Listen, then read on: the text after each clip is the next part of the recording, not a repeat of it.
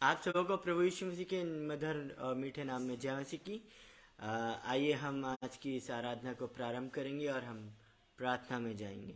हे दयालु स्वर्गीय पिता, हम आपको लाख लाख धन्यवाद देते हैं आज के इस दिन के लिए कि आपने हमें जीवितों की भूमि पर रखा, आकाश में मिलने दिया और एक और मौका दिया कि हम सांझ की बेला में और इस विश्रामवार में आपके हुजूरी में आने वाले हो सके। हे परमेश्वर पिता, पूरी आराधना को आपके हाथ में सौंपते हैं। परमेश्वर पिता, मदद करिए और सहायता करिए परमेश्वर पिता की जो वचन आपने आज अपने लोगों के बीच में बोने के लिए रखा है वो परमेश्वर पिता बहुत अच्छे आशीष का कारण बनने पाए। हे परमेश्वर पिता, तमाम बातों को आपके हाथों में सौंपते हैं। तमाम लाइट और नेटवर्क सबको आपके हाथ में सौंपते हैं और इस प्रार्थना को आपके प्रिय पुत्र प्रभु यीशु मसीह के नाम से मांग लेते हैं। जैसे सुनिए ग्रहण कीजिए, आमीन। आइए हम एक गीत के साथ परमेश्वर की आराधना करेंगे। तेरी स्तुति मैं करूं, आराधना करूं दिल से, हे दिल से। तेरी स्तुति मैं करूं, आराधना करूं दिल से, हे दिल से।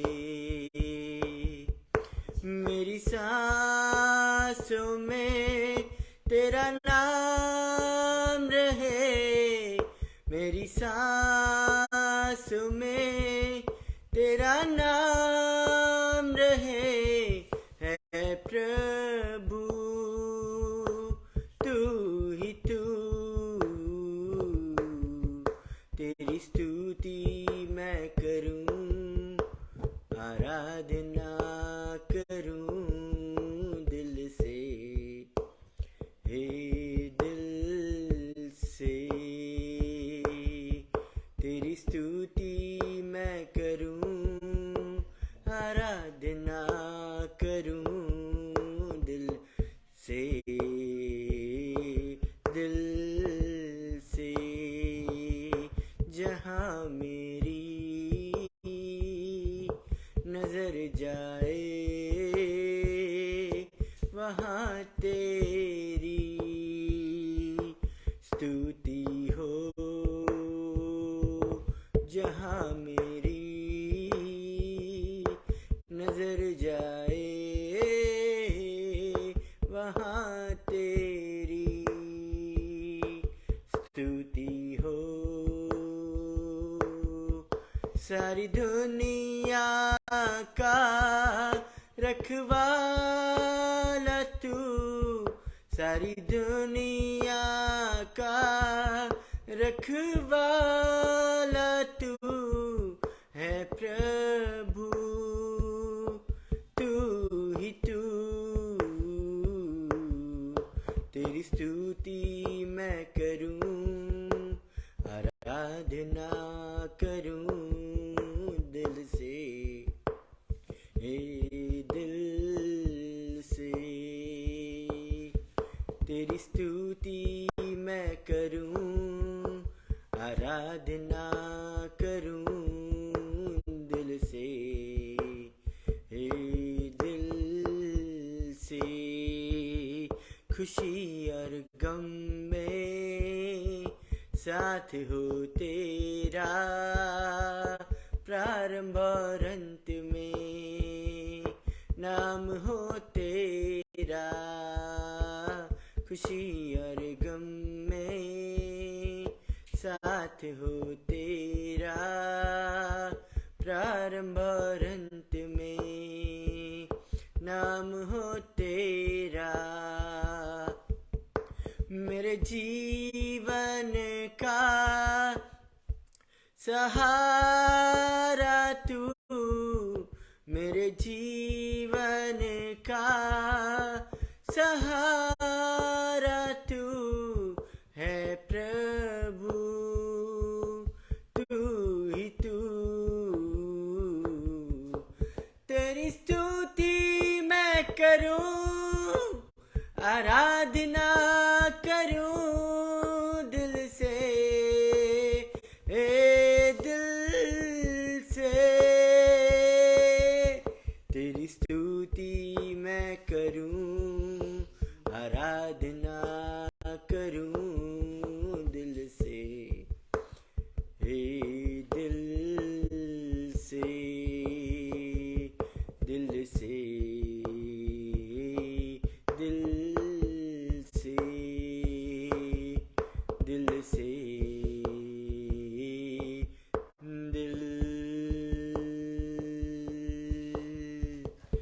से।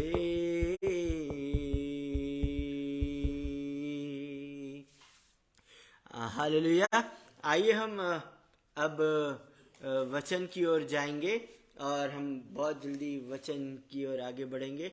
और जो वचन परमेश्वर ने आज हम लोगों के मनन और चिंतन के लिए रखा है वो उसमें हम आगे बढ़ेंगे, क्योंकि टाइम बहुत ज़्यादा हो गया है और हमारे यहाँ लाइट चली गई थी।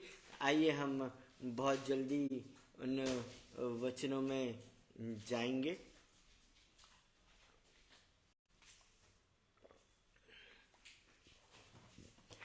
जो वचन आज परमेश्वर ने हमारे और आपके मनन और चिंतन के लिए रखा है वो पाया जाता है यहोशू की किताब, उसका 8वां अध्याय और उसकी 7वीं और 8वीं आयत में, जहाँ परमेश्वर का वचन इस प्रकार से कहता है।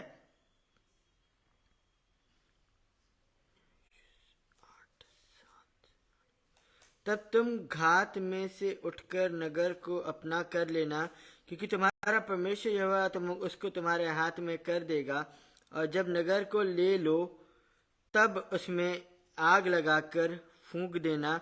यहोवा की आज्ञा के अनुसार ही काम करना। सुनो, मैंने तुम्हें आज्ञा दी है। तब यहोशू ने उनको भेज दिया और वे घात में बैठने को चले गए और बेतेल में ए के मध्य में और ए की पश्चिम की ओर बैठे रहे। परंतु यहोशू उस रात को लोगों के बीच टिका रहा। आई एम सॉरी, ये गलत आयत है। जो आयत है वो पाई जाती है यहोशू की किताब, उसका 1 अध्याय, उसकी 7वीं और 8वीं आयत।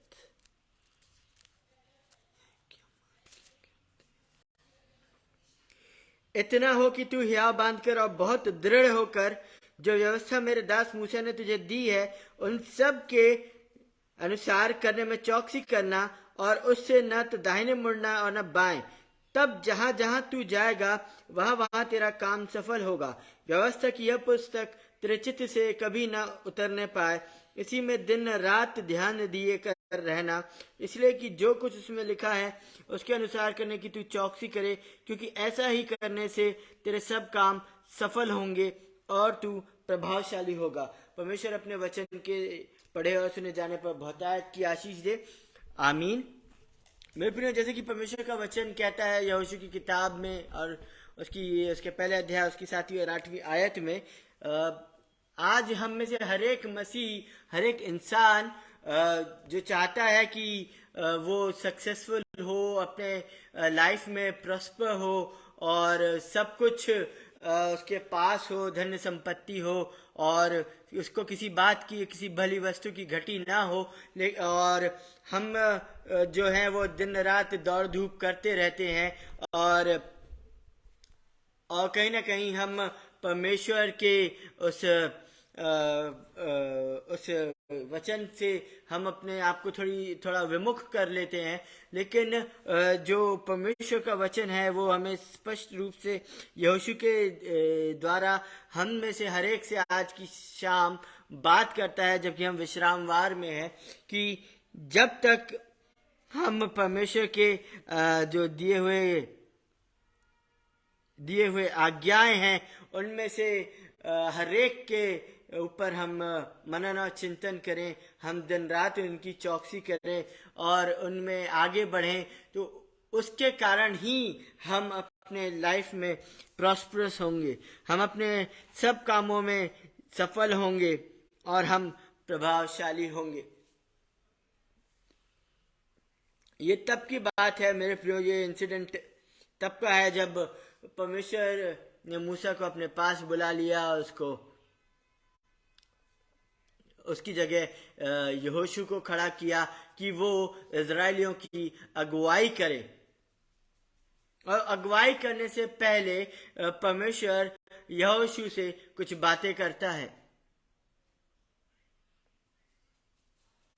और उन बातों में से एक बात परमेश्वर यहोशू से ये करता है कि ये जो व्यवस्था है, ये जो परमेश्वर का कलाम है, उससे ना तो वो दाएं मुड़े और ना बाएं मुड़े।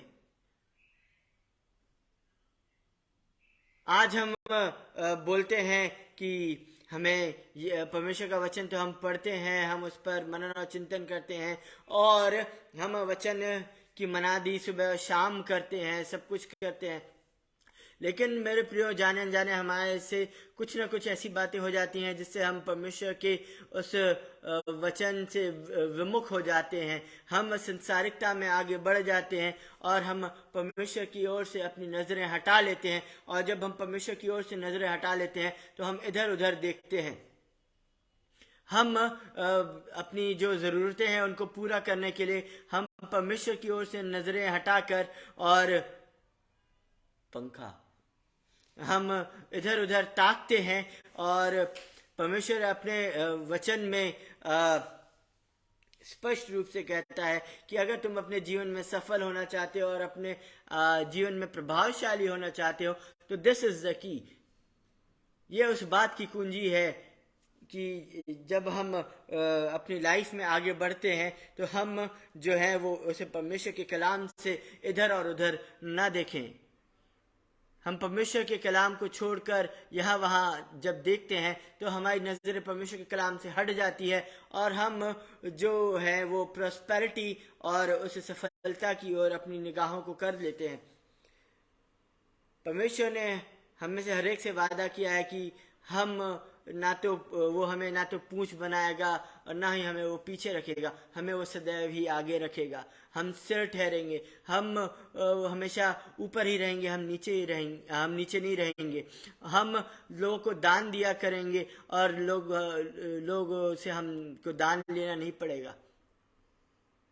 हमारा हाथ परमेश्वर हमेशा ऐसा ही रखेगा और ना ही हमारा हाथ कभी परमेश्वर ऐसा होने देगा, बशर्ते हम परमेश्वर के उस कलाम से कितने जुड़े हुए हैं। ये बात उस बात पर डिपेंड करती है कि हम परमेश्वर को अपने जीवन में हम कौन सा स्थान देते हैं।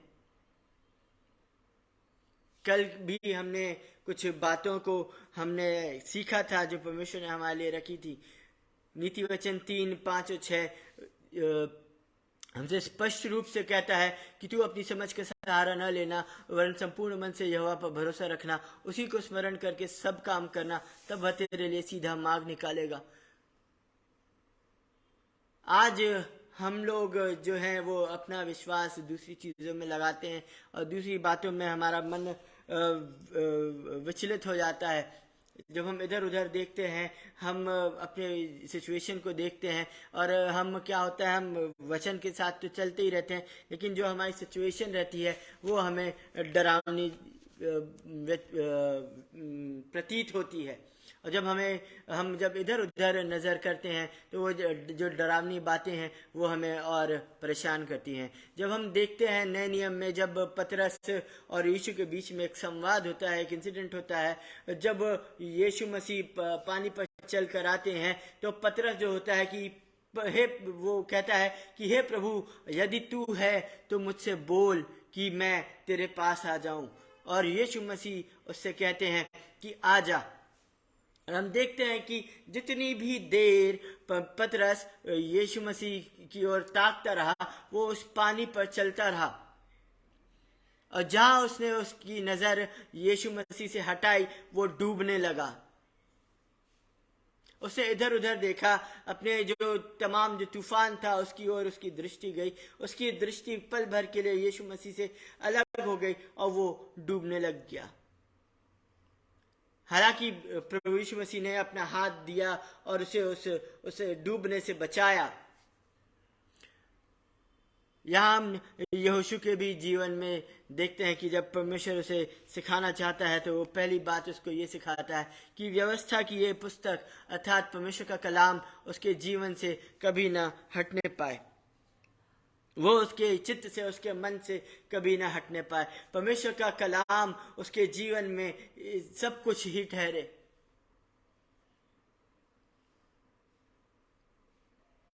परमेश्वर का कलाम जो जब हम थोड़ा सा आगे बढ़ते हैं तो व्यवस्था विवरण की किताब उसका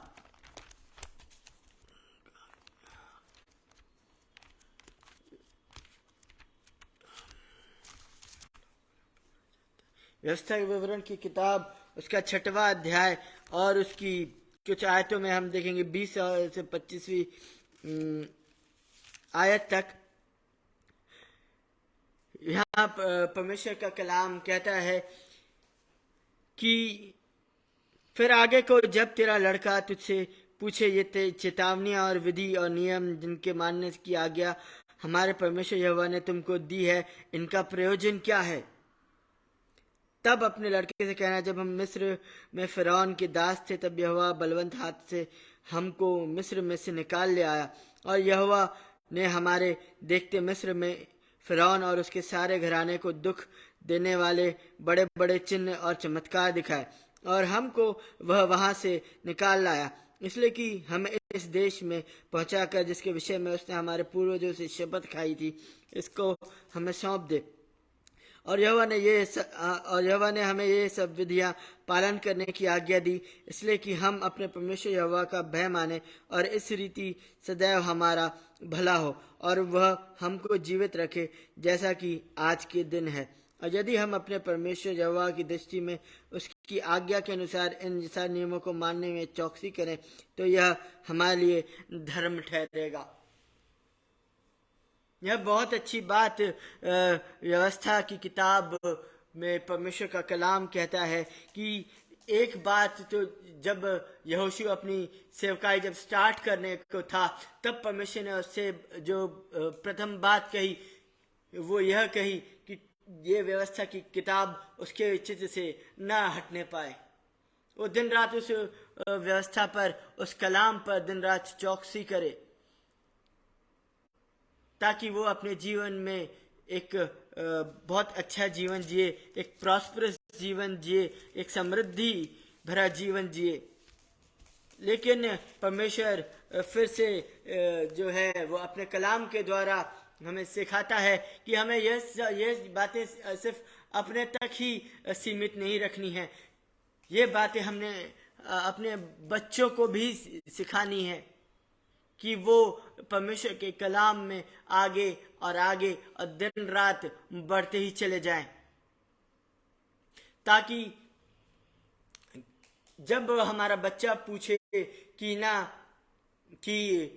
परमेश्वर के वचन को मानने से, परमेश्वर की आज्ञाओं को मानने से, परमेश्वर के कलाम में आगे बढ़ने से हमें क्या मिलेगा,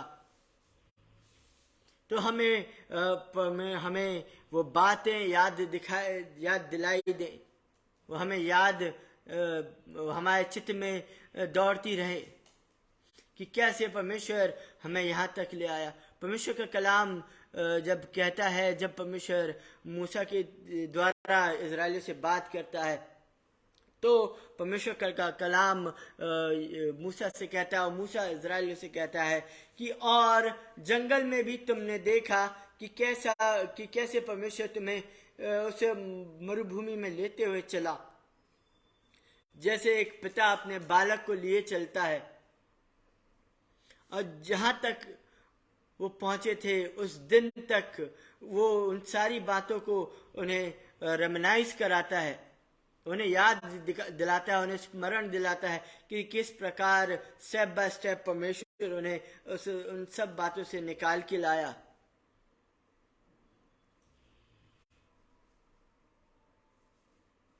जब हम 10 आज्ञाएं पढ़ते हैं उसमें भी पहली आज्ञा परमेश्वर ने यही दी कि मैं तेरा यहोवा परमेश्वर हूं जो तुझे मिस्र अर्थात बंधुआई के उस देश से निकाल लाया है, मुझे छोड़ तू किसी दूसरे को ईश्वर करके न मानना। और अगर हम अपने जीवन में अपने फाइनेंसेस को, अपनी सर्कमस्टांसेस को, अपने जो सराउंडिंग्स हैं उनको अगर हम एक आइडल के रूप में देखते हैं, हम वहां पर अपने जीवन को रोक लेते हैं, तो हम परमेश्वर को हम तुच्छ जानते हैं अपने जीवन में। हमारा परमेश्वर हमारे सर्कमस्टांसेस पे डिपेंड नहीं करते, हमारा परमेश्वर हमारी फाइनेंसेस पे डिपेंड नहीं करते, कोई भी चीज परमेश्वर से बढ़कर नहीं है। इसे जब परमेश्वर का कलाम हमसे बहुतायत से बात करता है आज की शाम,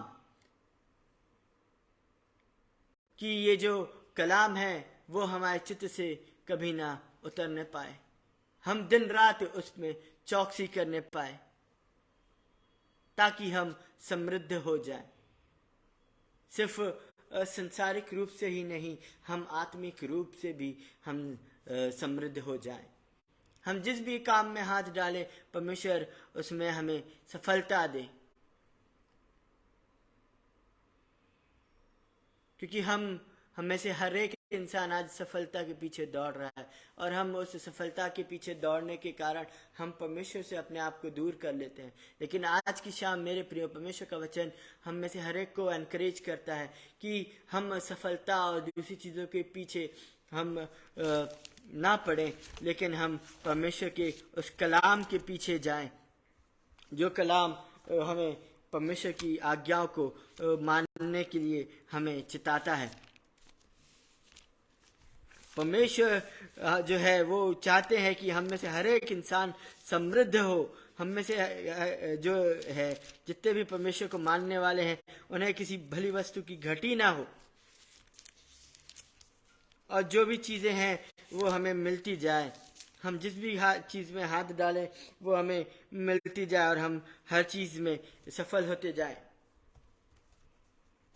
जब हम नए नियम में आते हैं तो प्रभु यीशु मसीह भी हमसे बहुत स्पष्ट रूप से कुछ बातों को कहते हैं, जो पाई जाती हैं मत्ती की इंजिल उसका 6वां अध्याय और उसकी 24वीं आयत में। यहाँ पर परमेश्वर का कलाम हमसे बहुत प्यारी बात कहता है, कोई मनुष्य 2 स्वामियों की सेवा नहीं कर सकता, क्योंकि वह एक से बैर और दूसरे से प्रेम रखेगा, या एक से मिला रहेगा और दूसरे को तुच्छ जानेगा। तुम परमेश्वर और धन दोनों की सेवा नहीं कर सकते। आज हम सब चीज़ों को दोनों हाथों से हम सेवा करना चाहते हैं। हम पैसे की भी सेवा करते हैं, हम परमेश्वर की भी सेवा करते हैं, लेकिन प्रभु यीशु मसीह अपने इस कलाम में कहते हैं कि तुम धन और परमेश्वर की सेवा एक साथ नहीं कर सकते। तुम लिमिटेड और अनलिमिटेड को एक साथ तुम उनकी उपासना नहीं कर सकते। तुम समृद्धि और जो प्रॉस्परस चीज़ है, जो इस संसार तक ही सीमित है, उसको तुम सर्व करो, और साथ में जो इस संसार के परे है उसकी भी सेवा करो। ये तुम दोनों हाथों से तुम वो नहीं कर सकते। तुम एक साथ दोनों की सेवा नहीं कर सकते। या तो आप कलाम की सेवा करें या आप संसार की सेवा करें। संसार का राजा आज पैसा बन के बैठा है, लेकिन उस संसार के राजा की भी लिमिट है। लेकिन जो हमारा परमेश्वर है वो उस राजा से भी बढ़कर है। आज प्रभु यीशु मसीह हमें खुला न्योता देते हैं कि हम जो है वो हम परमेश्वर को के कलाम को हम अपने जीवन में प्रथम स्थान देते हैं, या हम जो है वो संसारिकता को अपने जीवन में प्रथम स्थान देते हैं।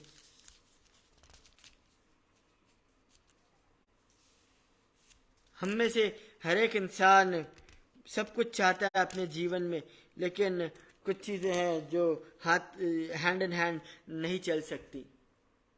कुछ चीज़ें हैं जिन्हें हमें छोड़ना पड़ेगा। या तो हम संसार के होकर ही रह जाएं और परमेश्वर को छोड़ दें, या सिर्फ हम परमेश्वर के ही हो जाएं और संसार को छोड़ दें।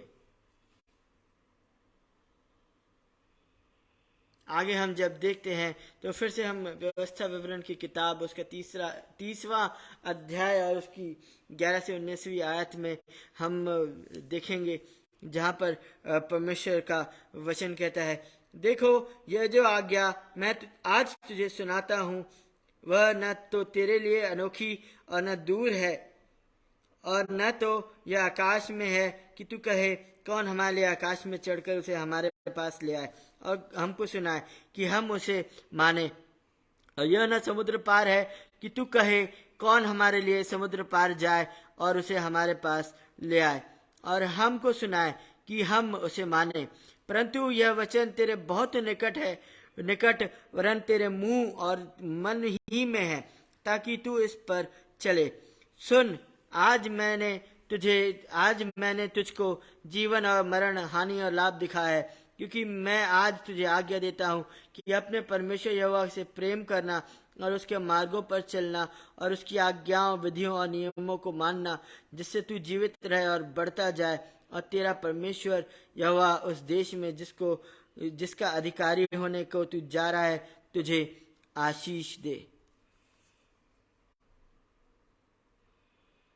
बहुत ही प्यारी बात परमेश्वर का वचन अपनी व्यवस्था अपने कलाम के द्वारा हम में से हर एक से करता है कि जितनी भी बातें आज परमेश्वर हमसे करते हैं, जो जो विधियां परमेश्वर हमें सिखाते हैं मानने के लिए, उनके वचन पर चलने के लिए, उनके पीछे ही हमें चलना है।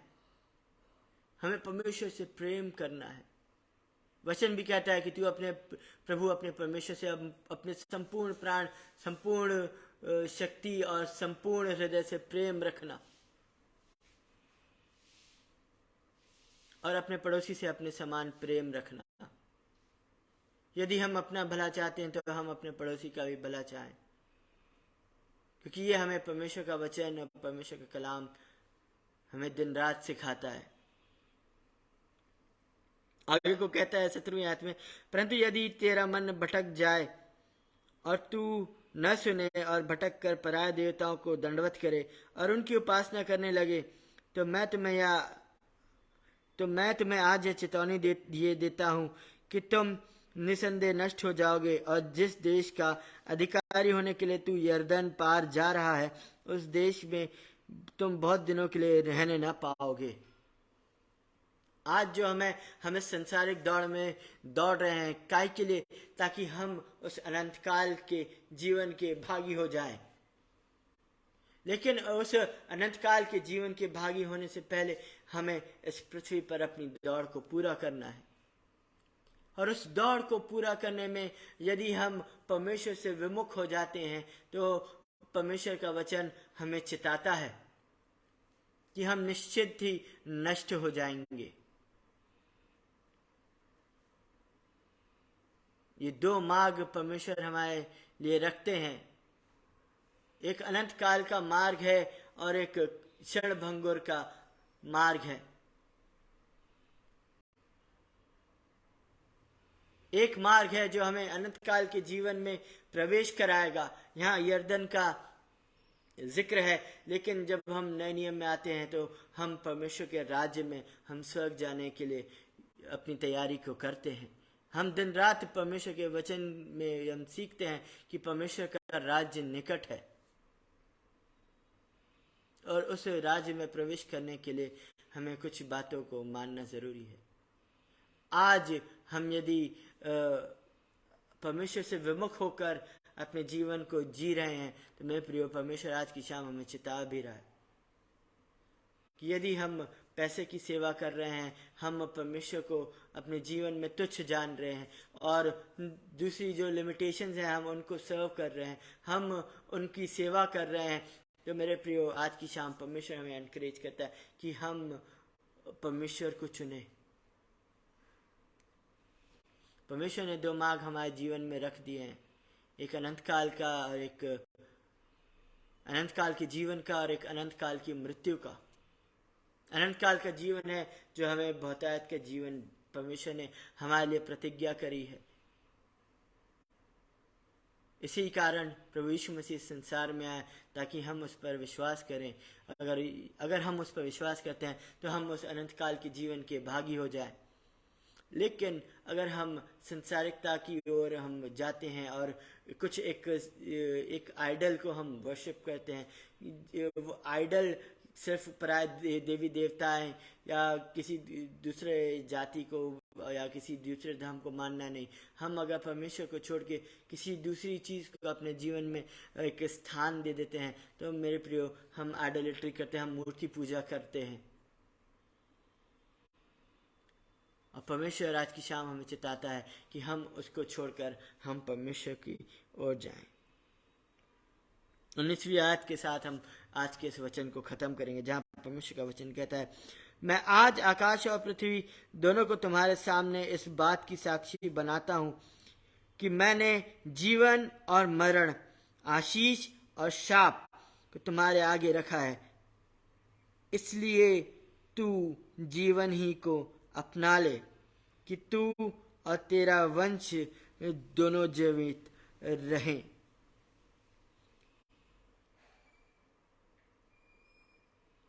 आज हमने यहोशू की किताब से सीखा कि कैसे परमेश्वर ने पहले यहोशू को सिखाया कि परमेश्वर की कैसे व्यवस्था को, परमेश्वर के कलाम को अपने चित्त में लगाए रहना और दिन रात उस पर चौकसी करना,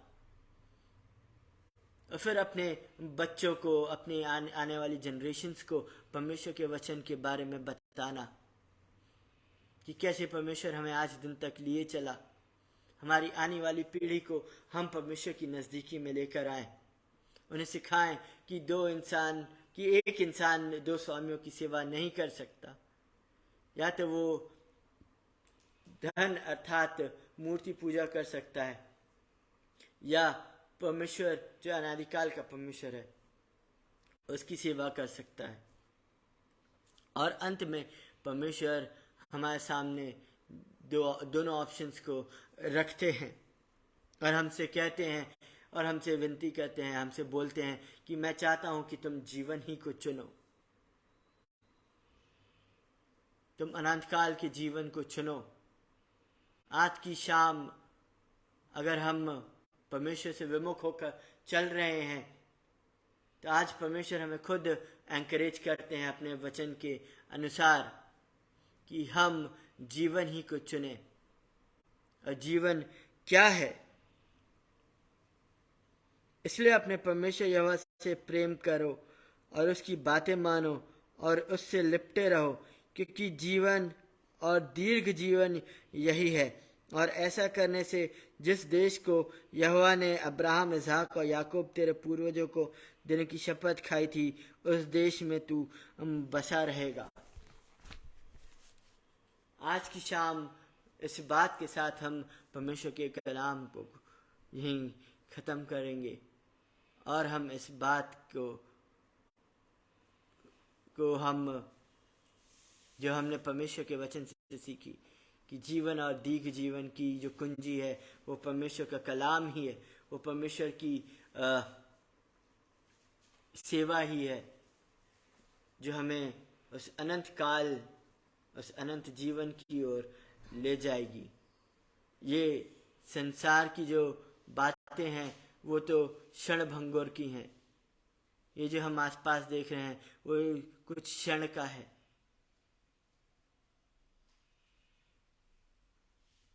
और लेकिन परमेश्वर हमें चाहते हैं कि हम में से हर एक उस दीर्घ जीवन को प्राप्त करे और हम में से कोई भी नष्ट ना हो।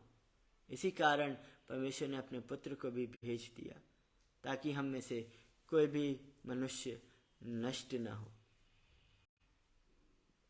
परमेश्वर की इच्छा नहीं है कि वो हमें नरक की आग में झोंक दे जहां हम नष्ट हो जाएं और फिर हमारा नाम और निशान हमेशा के लिए मिट जाए।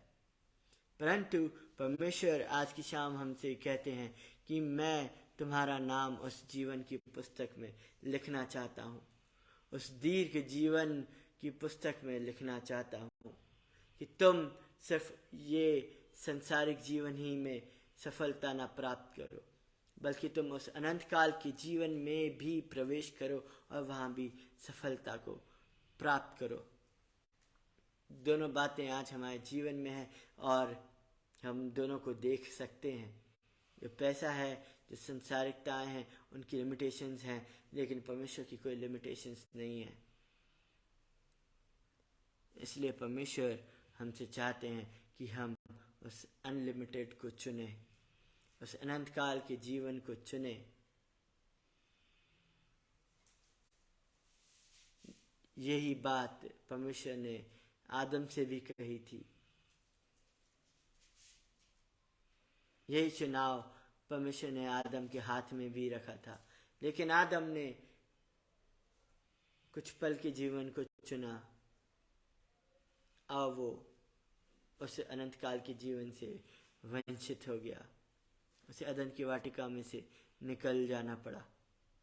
लेकिन परमेश्वर नहीं चाहते कि हम उस अदन की वाटिका में से निकाले जाएं, बल्कि हम उस अदन की वाटिका के भागी हो जाएं और जो जीवन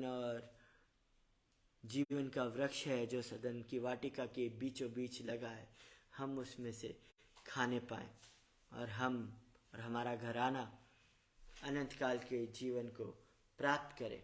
परमेश्वर हम में से हर एक को आज की शाम इस वचन के द्वारा बहुतायत की आशीष दे। आइए हम प्रार्थना करेंगे।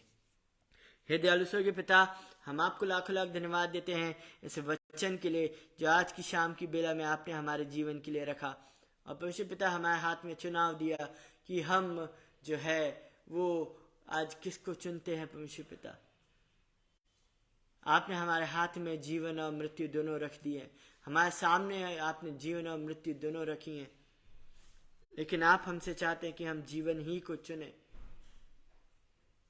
क्योंकि आप ये नहीं चाहते कि मनुष्य नष्ट हो जाए, लेकिन वे अनंत काल के भागी होने पाए। हे परमेश्वर पिता, जो वचन आपने मेरे मन में डाला था, मैंने आपके प्रियो के बीच में बो दिया, वो कितना फल लाता है और कितना मुरझा जाता है। परमेश्वर पिता, ये आपके हाथ में सौंपता हूं। आप उनके जीवनों में कार्य करिए, आप उनके मनों को झंझोड़ दीजिए परमेश्वर पिता, ताकि वे आज की शाम को जीवन को चुनने वाले ही हो सके और वो संसारिकता में नहीं परंतु उस आत्मिकता में आपके हुजूरी में चलने वाले हो सके। तमाम बातों के लिए आपको धन्यवाद देते परमेश्वर पिता। तमाम बीमारों को आपकी हुजूरी में लाते परमेश्वर पिता, ताकि वे जल्द से जल्द चंगे होने वाले हो सके और आपकी महिमा के लिए आपके उस भवन में खड़े होने वाले हो सके। एक पिलर के रूप में वे खड़े होने वाले हो सके परमेश्वर पिता, और आपके राज्य की बढ़ोतरी में वे दिन प्रतिदिन आगे बढ़ते जाए। पास्टर जी के लिए, पास्टर अनुपम डेविड जी, उनकी वाइफ, उनके बच्चों के लिए भी प्रार्थना करते हैं परमेश्वर पिता कि परमेश्वर पिता जब वो अपनी सेवकाई के कार्य को करते हैं तो परमेश्वर पिता वे बहुत ही निश्चिंता से अपनी सेवकाई के कार्य को करने वाले हो सके परमेश्वर पिता। जो भी प्रोसिक्यूशन आता है परमेश्वर पिता, उसमें से वे निकलने पाए परमेश्वर पिता। कोई भी प्रोसिक्यूशन उन्हें तंग न करने पाए, ताकि जो मिनिस्ट्री वो कर रहे हैं इस ऑनलाइन सेवा के द्वारा, वो परमेश्वर पिता दिन दुगनी रात चौगनी बढ़ोतरी करने वाली हो सके। परमेश्वर पिता, आपके तमाम दासों को आपके हाथ के आपकी हुजूरी में लाते हैं परमेश्वर पिता। उनकी भी सुधि लीजिए, उनकी भी मदद करिए, ताकि जो प्रोसिक्यूशन से वे गुजर रहे हैं और जो प्रोसिक्यूशन से हम गुजर रहे हैं परमेश्वर पिता, वो जो क्षण भर का जो हमें सताव है, वो परमेश्वर पिता हम उससे पार लगने वाले हो सके, उससे हम जैवन से भी बढ़कर होकर निकलने वाले हो सके और आपके राज्य में प्रवेश करने वाले हो सके। और परमेश्वर पिता, आपके वचन में दिन प्रतिदिन आगे और आगे बढ़ने वाले हो सके और हमारे आगे के वंश को, आगे की पीढ़ी को हम आपकी ओर हम ढकेलने पाए परमेश्वर पिता, ताकि वे भी आपके उस मार्ग में चलने वाले हो सके और आपके उस बहुतायत की जीवन के भागी होने वाले हो सके। तमाम बातों के लिए आपको धन्यवाद देते हैं। आगे के तमाम सेशंस को आपके हाथ में सौंपते हैं। हे परमेश्वर पिता, जितने भी आज जो प्रीचर्स आएंगे परमेश्वर पिता, आपके वचन को, आपके कलाम को लेकर आएंगे परमेश्वर पिता, उन्हें बहुतायत की समझ से हम भरते हैं परमेश्वर पिता। आप उन्हें भरिए परमेश्वर पिता। हम चाहते हैं कि वे जो कलाम लेकर आए वो और भी प्रभावशाली हो परमेश्वर पिता, ताकि वे बहुतेरों के आशीष का कारण होने वाला हो सके। तमाम बातों के लिए आपको धन्यवाद देते हैं। इस छोटी सी प्रार्थना को आपके प्रिय पुत्र प्रभु यीशु मसीह के नाम से मांग लेते हैं। जैसे सुनिए और ग्रहण कीजिए, आमीन। परमेश्वर हम में से हर एक को बहुतायत की आशीष दे, आमीन।